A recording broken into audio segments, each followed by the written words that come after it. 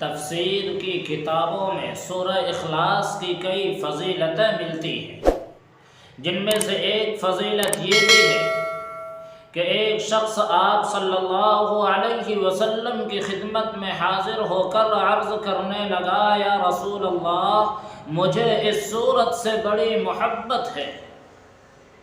آپ صلی اللہ علیہ وسلم نے ارشاد فرمایا کہ اس کی محبت نے تمہیں جنت میں داخل کر دیا۔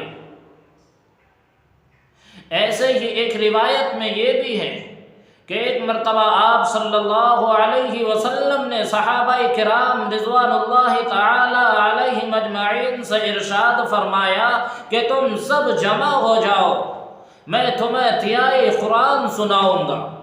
تو جو جمع ہو سکتے تھے وہ سب جمع ہو گئے۔ اس کے بعد آپ صلی اللہ علیہ وسلم تشریف لائے اور قل هو اللہ احد کی تلاوت فرمائی۔ اس کے بعد ارشاد فرمایا کہ یہ سورت تہائی قرآن کے برابر ہے۔ ایسے ہی ایک طویل حدیث میں آپ صلی اللہ علیہ وسلم نے یہ بھی ارشاد فرمایا کہ جو شخص صبح شام قل هو اللہ احد اور معوذتین یعنی قل اعوذ برب الفلق اور قل اعوذ برب الناس پڑھ لیا کرے تو اس کے لیے یہ سورت کافی ہے۔ اور ایک روایت میں ہے کہ اس کو ہر بلا سے بچانے کے لیے کافی ہے۔